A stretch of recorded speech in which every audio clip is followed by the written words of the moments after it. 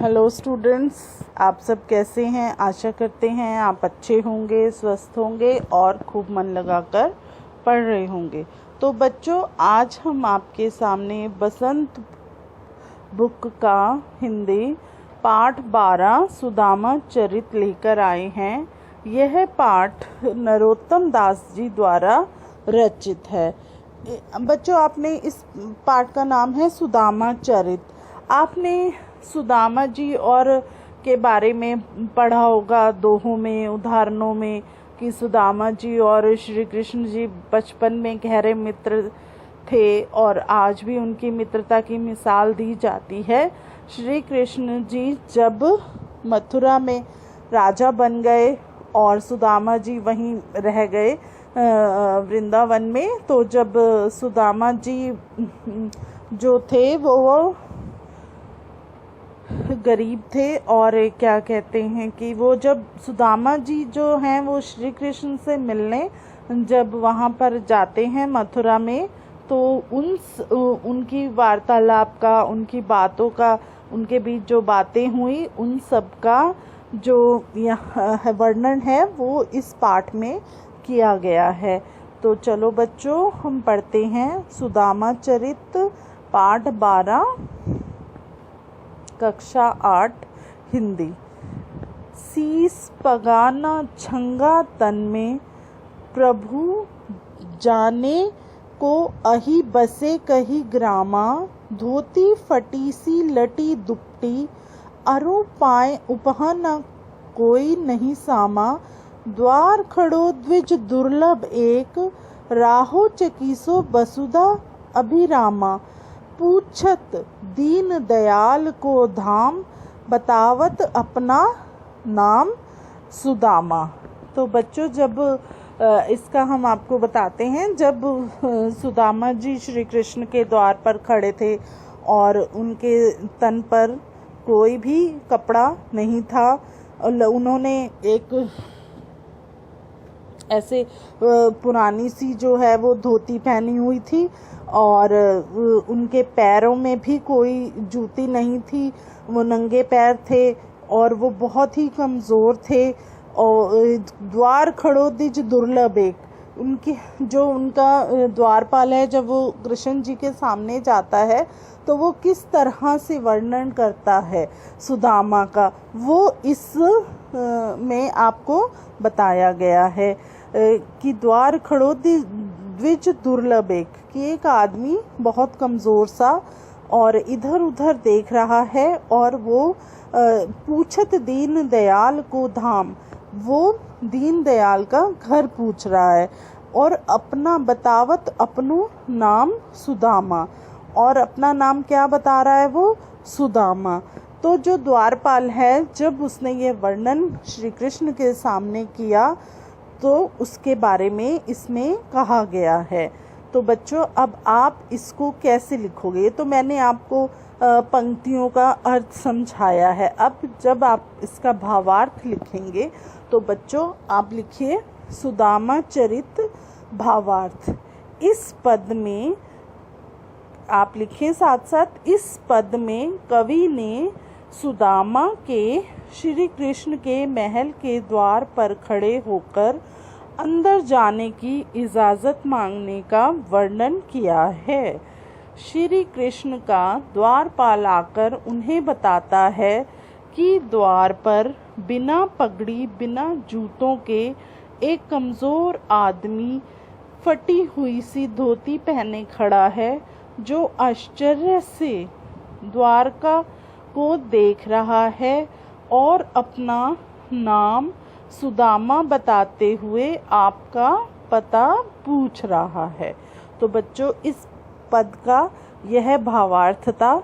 जब भी आप आप पाठ लिखेंगे तो उसमें आपको ये भावार्थ ऐसे लिखना होता है। ये मैंने आपको बताया कि किस तरह से पंक्तियों के अर्थ सहित आपको भावार्थ लिखना है। अगला पद हम पढ़ेंगे। ऐसे बेहाल बिवाइन सो, पग कंटक जाल लगे पुनि जोए, हाय महा दुख पायो सखा तुम आए इते न किते दिन खोए। देखी सुदामा की दीन दशा, करुणा करी के करुणा निधि रोए। पानी परात को हाथ छुए नहीं, नैनन के जल सो पग धोए। तो बच्चों, जब द्वारपाल ने श्री कृष्ण को बताया तो श्री कृष्ण ये सुनकर बहुत बेहाल से हो गए और एकदम बाहर की तरफ, द्वार की तरफ भागे और उन्होंने देखा कि पग कंटक जाल लगे पुनि जोए। उनके पैर में जो थे वो कांटे लगे हुए थे और जो है पैरों में कांटे चुभ गए थे और छाले बन गए थे, जिनको देखकर श्री कृष्ण जो है बहुत ही बेहाल हो जाते हैं, परेशान हो जाते हैं और बोलते हैं, हाय महादुख पायो सखा। सखा तुमने इतना दुख कैसे पाया? तुम आए इते न किते दिन खोए। तुम इतने दिनों बाद मुझे मिलने के लिए कैसे आए? देखी सुदामा की दीन दशा। सुदामा की जब ऐसी हालत देखी, करुणा करके करुणानिधि रोए। तो श्री कृष्ण जो हैं उनके फटे हाल, फटी धोती, सिर पे न पगड़ी न कुछ, पैरों में जूती नहीं, उनकी ऐसी दशा देखकर जो है श्री कृष्ण रोने लग जाते हैं। पानी परात को हाथ छुए नाही, नैनन के जल सो पग धोए।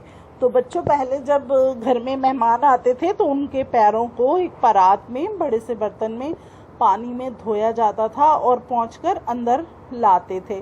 पर जो उस समय जब श्री कृष्ण ने देखा तो उनकी आंखों से जो है अश्रुधारा रुक ही नहीं रही थी। उन्होंने पानी तो दूर, उन्होंने अपने आंसुओं से ही उनके चरणों को धो दिया। नैनन के जल सो पग धोए। तो बच्चों, उन्होंने अपने आंखों से जो जल बह रहा था उससे सुदामा के पैरों को धो दिया। तो बच्चों देखो कि कितनी दीन दशा थी सुदामा जी की, जिसको देखकर श्री कृष्ण कितने बेहाल हो जाते हैं, परेशान हो जाते हैं और किस तरह से वो अपने मित्र का स्वागत करते हैं। अब आप इसको देखिए, आप इसको कैसे लिखेंगे, इसका भावार्थ। द्वारपाल के मुंह से सुदामा के आने का जिक्र सुनते ही श्री कृष्ण दौड़कर उन्हें लेने जाते हैं। उनके पैरों के छाले और उनमें चुभे कांटे देखकर श्री कृष्ण को कष्ट होता है, जो कहते हैं कि मित्र, तुमने बड़े दुखों में जीवन व्यतीत किया है, तुम इतने समय मुझसे मिलने क्यों नहीं आए? सुदामा जी की दयनीय दशा देखकर श्री कृष्ण रो पड़ते हैं और पानी की परात को छुए बिना अपने आंसुओं से सुदामा जी के पैर को धो देते हैं। तो बच्चों, कितना अच्छा ये वर्णन है। अगर आप इसको महसूस करेंगे तो आपके भी रोंगटे खड़े हो जाएंगे कि किस तरह से एक मित्र जो बहुत दिनों बाद बचपन के मित्र को मिलता है, तो वो श्री कृष्ण तो राजा बन गए होते हैं, वो बहुत सुंदर राजमहल में रहते हैं, पर सुदामा जो है वो एक गरीब इंसान होता है। तो वो जब मिलने आता है तो श्री कृष्ण कितने प्यार से और कितने अच्छे भाव से उनका स्वागत करते हैं, ये वहाँ के लोग देखते ही रह जाते हैं। आगे देखेंगे हम। कछु भाभी हमको दियो, सो तुम काहे न देत, चापी पोटरी काख में रहे कोहे के ही हेतु। तो बच्चों, श्री कृष्ण हैं, वो देख लेते हैं कि सुदामा ने ना अपनी काख में कुछ दबा रखा है। वो छुपा लेते हैं उसको, क्योंकि वो देखते हैं कि श्री कृष्ण तो इतने बड़े राजमहल में रहते हैं, मैं उनके लिए क्या लेके आया हूँ। उनको सुदामा को वो भेंट देते हुए शर्म आती है, आ रही होती है। वो दिल में महसूस करते हैं कि मैं इन्हें क्या दूंगा, ये सब मुझे देना शोभा नहीं देगा, तो वो उसको छुपा लेते हैं। पर श्री कृष्ण जो हैं वो देख लेते हैं कि इन्होंने मुझसे कुछ छुपाया है, तो वो क्या कहते हैं श्री कृष्ण, कछु भाभी हमको दियो, कि भाभी ने हमारे लिए जरूर कुछ ना कुछ दिया है। तुमने जो ये अपनी काख में जो ये पोटरी को छुपाया है, ये बताओ इसमें क्या है। भाभी ने इसमें हमारे लिए कुछ ना कुछ जरूर उपहार दिया है।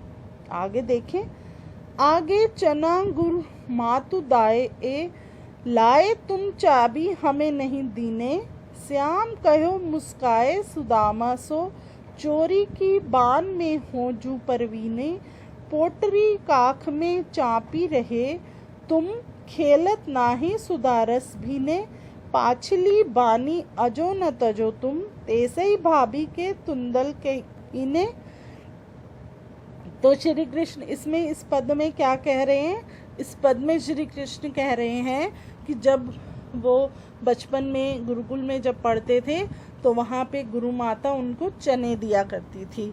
तो जो चने जब गुरु माता उनको चने देती थी तो भी सुदामा क्या करते थे, उनके हिस्से के चने लेकर खा जाया करते थे, चबा लेते थे। तो जो श्री कृष्ण हैं वो हंसते हुए सुदामा से कहते हैं, तुम्हारी बचपन की जो चोरी की बान में हो जू परवीने, जो तुम्हारी बचपन में चोरी की आदत थी वो अभी तक गई नहीं। पोटरी काख में चापी रहे तुमने पोटरी को अपनी काख में दबा लिया है, मुझे दिखा क्यों नहीं रहे हो। खोलत नाही सुधारस भीने, तुम इसको खोल क्यों नहीं रहे हो। तो जो श्री कृष्ण हैं वो पहचान लेते हैं, वो तो अंतर्यामी थे, उनको तो पता था कि इस पोटरी में क्या है। और सुदामा को शर्म आ रही थी कि ये कितने बड़े राजा हैं और मैं इनके लिए क्या लेके आया हूँ, तो इसलिए वो उनको नहीं दिखा रहे थे। तो इसीलिए उनको पिछली बानी अजो न तजो तुम, मैं तुम्हें कब से जानता हूँ, तैसे के भाभी के तंदले किन्हे, तुम्हें भाभी ने जरूर मेरे को देने के लिए कुछ दिया है, तुम मुझे नहीं दे रहे हो। तो बच्चों समझ आ गया आपको इस पद का अर्थ। अब देखो, अब हम इन पंक्तियों को किस तरह से इनका भावार्थ लिखेंगे। सुदामा चरित्र भावार्थ, सुदामा जी की अच्छी आवभगत करने के बाद कान्हा उनसे मजाक करने लगते हैं। वे सुदामा जी से कहते हैं कि जरूर भाभी ने मेरे लिए कुछ भेजा होगा, तुम उसे मुझे क्यों नहीं दे रहे हो, तुम अभी तक सुधरे नहीं, जैसे बचपन में जब गुरु माता ने हमें चने दिए जाते थे तो तुम मेरे हिस्से के चने खा लेते थे, वैसे ही आज तुम मुझे भाभी का दिया उपहार नहीं दे रहे हो। तो बच्चों समझ में आया आपको इस पद का अर्थ। अब हम आगे बढ़ेंगे, अगला पद पढ़ेंगे।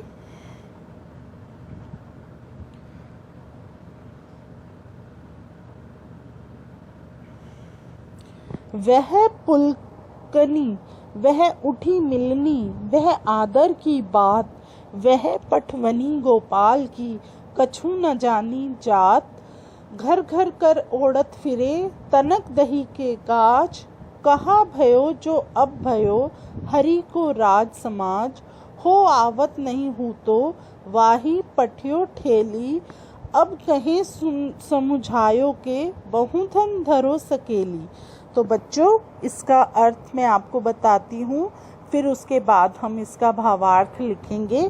तो इस पद में सुदामा जी, जब सुदामा जी की आंखें हैं उठती, जब उनसे मिलते हैं और वो कितना श्री कृष्ण उनका आदर करते हैं, ये सब जब श्री कृष्ण उनकी सुदामा जी और श्री कृष्ण ना एक दूसरे की जात जैसे पूछते हैं ना हम कि आपकी जात क्या है, ऐसे ना तो एक दूसरे की वो जात से परिचित है ना कुछ, वो एक दूसरे से इतना प्यार से गले मिलते हैं।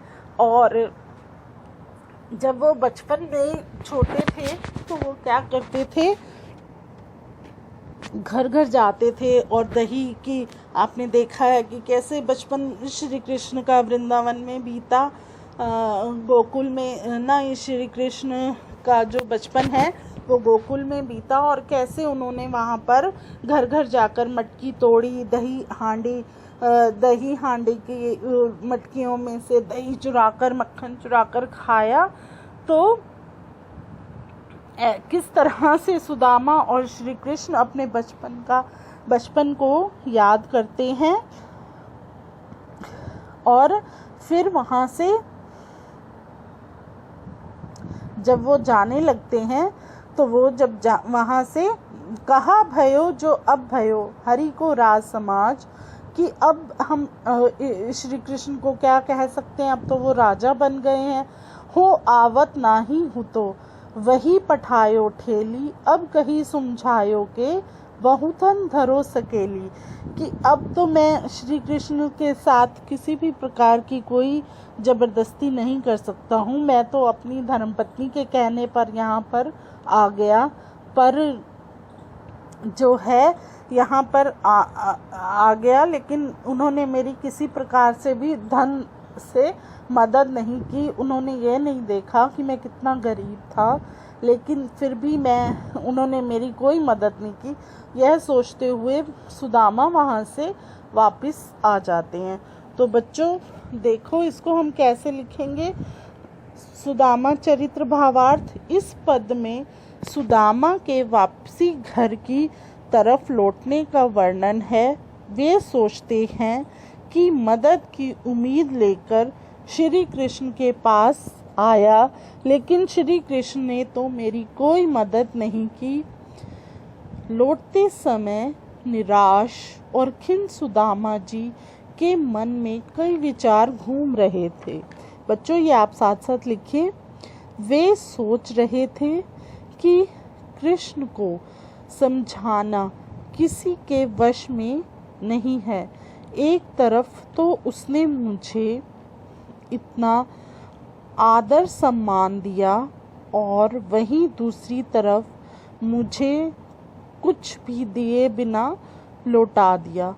मैं तो यहाँ आना ही नहीं चाहता था, वो तो मेरी धर्म पत्नी ने मुझसे जबरदस्ती द्वारका भेज दिया।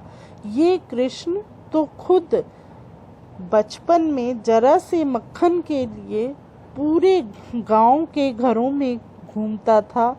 इससे मदद की आस लगाना ही बेकार है। तो बच्चों सुदामा जी को जब श्री कृष्ण ने कुछ नहीं दिया और वो वहाँ से जब आ रहे थे तो उनके मन में ऐसे विचार जो हैं वो अटखेलियाँ ले रहे थे। पर अब आप अगला पद पढ़ें।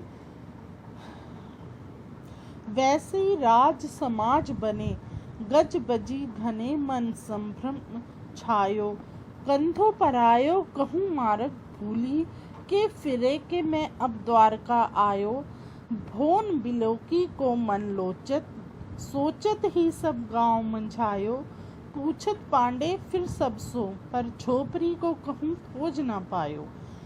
जब सुदामा जी अपने गांव पहुंचते हैं तो वो देखते हैं कि सब कुछ बदला बदला सा है।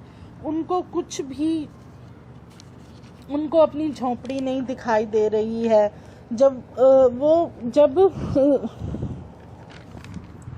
वो देखते हैं कि कहीं मैं द्वारका का रास्ता तो नहीं भूल गया। अपनी सोच में जब मैं चल रहा था कि मेरे को श्री कृष्ण ने कुछ नहीं दिया, मैं ऐसे ही वापस आ गया, तो ये सब सोचते हुए कहीं मैं रास्ता तो नहीं भटक गया और मैं द्वारका आया ही नहीं, मैं कहीं और आ गया।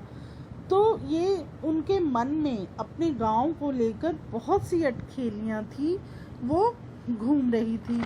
फिर वो ध्यान से देखने लगे और वो समझ जाते, और वो उनको समझ में आ रहा था कि ये मेरा ही गांव है। जब उन्होंने ध्यान से अच्छे से बैठकर देखा कि ये तो मेरा ही गांव है, पर मेरी झोपड़ी कहाँ है।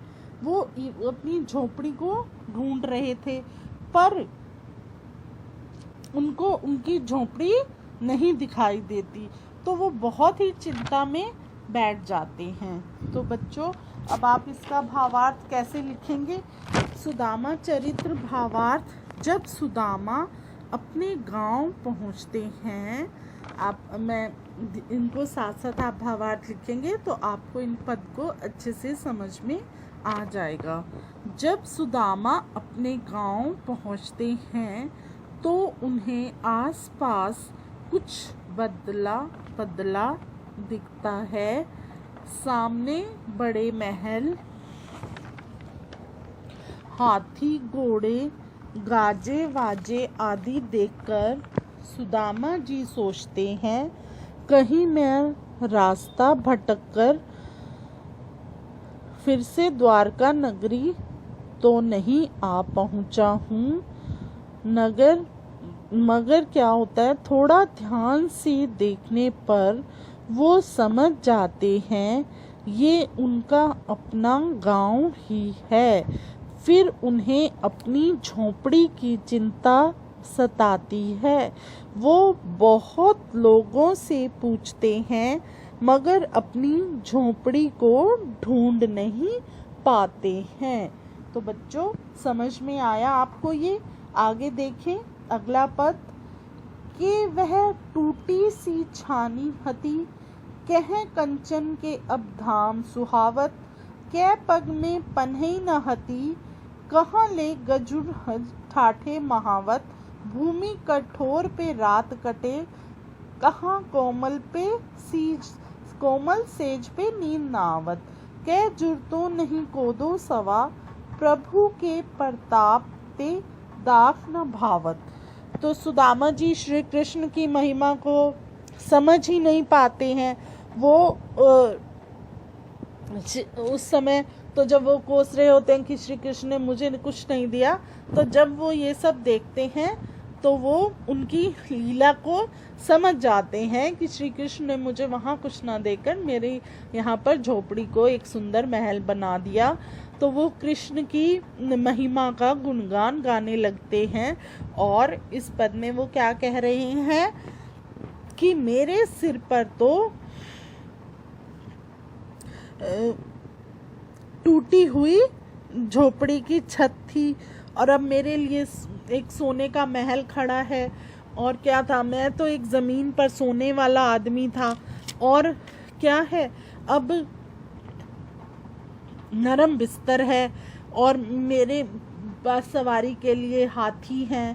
पहले मेरे पास जो है कि कठोर ज़मीन पर उसकी रातें कटती नहीं थी। अब क्या है कि वहाँ पर कोमल सेज पर उनको जो है नरम मुलायम बिस्तर पर उनको नींद नहीं आती है।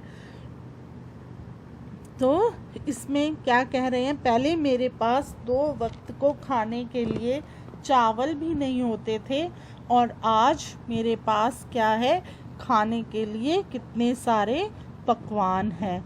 ये सब क्या है, ये सब प्रभु की कृपा के द्वारा ही हुआ है। तो नरोत्तम दास जी ने श्री कृष्ण और सुदामा की दोस्ती का कितना सुंदर वर्णन इस पद में किया है। तो ये जो भिन्न भिन्न पद हमने आपको पढ़कर सुनाए, आपको इनके अर्थ बताए और भावार्थ भी लिखवाए। अब इस आखिरी पद का आप भावार्थ लिखें। सुदामा चरित्र भावार्थ। जब सुदामा जी को श्री कृष्ण की महिमा समझ आती है तो वो उनकी महिमा गाने लगते हैं। वो सोचते हैं कि कहाँ तो मेरे सिर पर टूटी झोपड़ी थी, अब सोने का महल मेरे सामने खड़ा है। कहाँ तो मेरे पास पहनने को जूते नहीं थे। अब मेरे सामने हाथी की सवारी लेकर महावत खड़े हैं। कठोर जमीन की जगह मेरे पास नरम बिस्तर हैं। पहले मेरे पास 2 वक्त खाने के चावल नहीं थे, अब खाने को पकवान हैं। ये सब प्रभु की कृपा से ही संभव हुआ है। उनकी लीला अपरंपार है। तो बच्चों, आपको ये पद अच्छे से समझ आए और इनका भावार्थ कैसे लिखना है वो भी आपको हमने बताया। तो किस तरह से श्री कृष्ण ने अपने दोस्त सुदामा की मदद की और उन्हें गरीबी से अमीरी की ओर बदलाव किया। अब हम इसके प्रश्न उत्तर करेंगे। सुदामा की पहला प्रश्न है, सुदामा की दीन दशा देखकर श्री कृष्ण की क्या मनोदशा हुई, अपने शब्दों में लिखिए। तो बच्चों, आप इसका उत्तर लिखें। सुदामा की दीन दशा को देखकर दुख के कारण श्री कृष्ण की आंखों से अश्रुधारा बहने लगी। उन्होंने सुदामा के पैरों को धोने के लिए पानी मंगवाया, परंतु उनकी आंखों से इतने आंसू निकले कि उन्हीं आंसुओं से सुदामा के पैर धुल गए। तो बच्चों, कितना सुंदर चित्रण है ये। आप अगला प्रश्न देखें। अगला प्रश्न है, पानी परात को हाथ छुए नाही, नैनन के जल सो पग धोए। पंक्ति में वर्णित भाव का वर्णन अपने शब्दों में कीजिए। प्रस्तुत, इसका उत्तर आप लिखें। प्रस्तुत दोहे में यह कहा गया है कि जब सुदामा दीनहीन अवस्था में कृष्ण के पास पहुँचे तो कृष्ण उन्हें देखकर व्यथित हो उठे।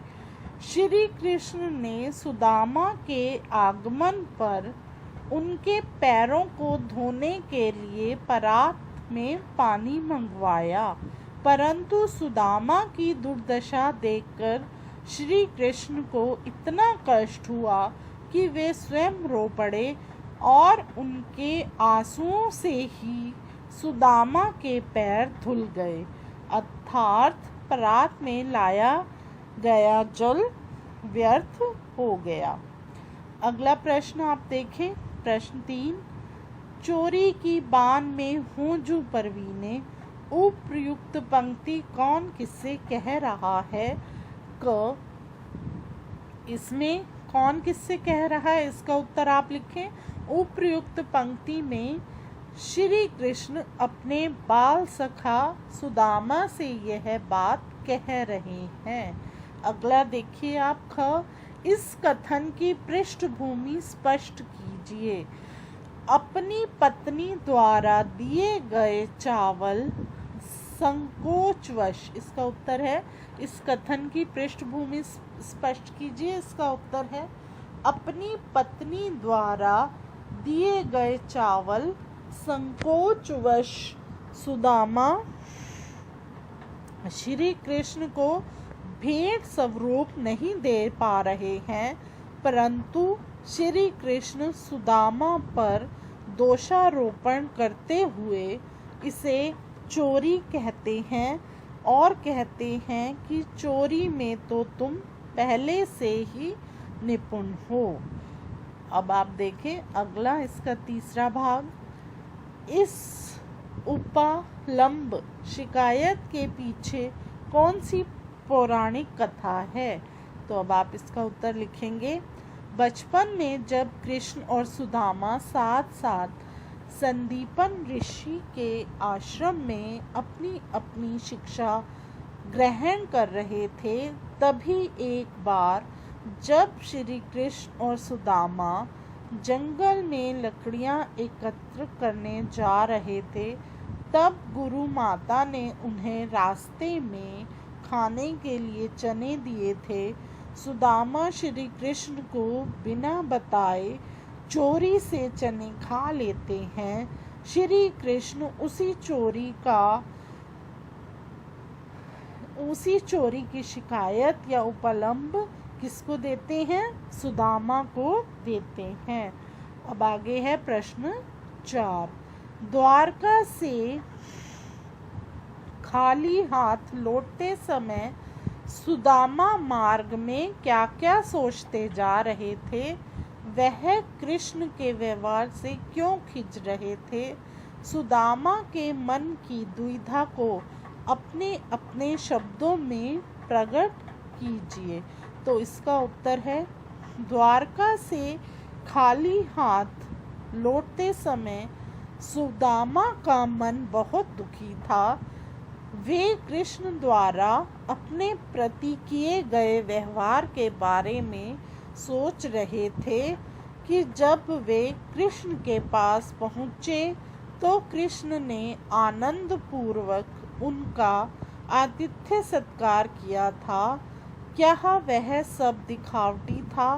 वे कृष्ण के व्यवहार से खींच रहे थे क्योंकि उन्हें आशा थी कि श्री कृष्ण उनकी दरिद्रता दूर करने के लिए धन दौलत देकर विदा करेंगे, परंतु श्री कृष्ण ने उन्हें चोरी की उल्हाना देकर खाली हाथ ही वापस भेज दिया। तो बच्चों, आपको समझ आ रहे हैं प्रश्न उत्तर? अगला प्रश्न है, अपने गांव लौटकर जब सुदामा अपनी झोपड़ी नहीं खोज पाए तब उनके मन में क्या विचार आए? कविता के आधार पर स्पष्ट कीजिए। द्वारका से लौटकर सुदामा जब अपने गांव वापस आए तो अपनी झोपड़ी के स्थान पर बड़े बड़े भव्य महलों को देखकर सबसे पहले तो उनका मन भ्रमित हो गया कि कहीं मैं घूम फिरकर वापस द्वारका ही तो नहीं चला आया। फिर भी उन्होंने पूरा गांव छानते हुए सबसे पूछा, लेकिन उन्हें अपनी झोपड़ी नहीं मिली। तो बच्चों, आपको समझ आ रहा है इसका प्रश्नों का उत्तर? अगला प्रश्न है, निर्धनता के बाद मिलने वाली संपन्नता का चित्रण कविता की अंतिम पंक्तियों में वर्णित है, उसे अपने शब्दों में लिखिए। तो आप अब इसका उत्तर लिखेंगे, श्री कृष्ण की कृपा से निर्धन सुदामा की दरिद्रता दूर हो गई। जब सुदामा की टूटी फूटी सी झोपड़ी रहा करती थी, वहाँ अब सोने का महल खड़ा है। कहाँ पहले पैरों में पहनने के लिए चप्पल तक नहीं थी, वहाँ अब घूमने के लिए हाथी घोड़े हैं। पहले सोने के लिए केवल यह कठोर भूमि थी, अब शानदार नरम मुलायम बिस्तरों का इंतज़ाम है।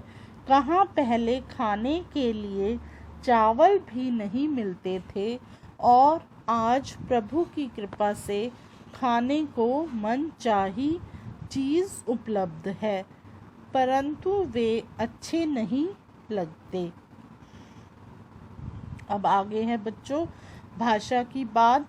पहला प्रश्न है, पानी परात को हाथ छुओ नाही, नैनन के जल सो पग धोए। ऊपर लिखी गई पंक्ति को ध्यान से पढ़िए। इसमें बात को बहुत अधिक बढ़ा चढ़ाकर चित्रित किया गया है। जब किसी बात को इतना बढ़ा चढ़ाकर प्रस्तुत किया जाता है तो वहाँ पर अतिशयोक्ति अलंकार होता है। आप भी कविता में से एक अतिशयोक्ति अलंकार का उदाहरण छांटिए। तो अब इसका उत्तर है कि वह टूटी सी छानी हती, कहाँ कंचन के अब धाम सुहावत। यहाँ अतिशयोक्ति अलंकार है। टूटी सी झोपड़ी के स्थान पर अचानक कंचन के महल का होना अतिशयोक्ति अलंकार है। तो बच्चों, यह थे हमारे प्रश्न उत्तर। आशा करते हैं आपको यह पाठ अच्छे से समझ में आया होगा। सुदामा और श्री कृष्ण की दोस्ती के बारे में आपने ये पढ़ा पाठ, तो यह आपको अच्छे से समझ में आया होगा। इसमें एक शब्दार्थ भी दिए गए हैं।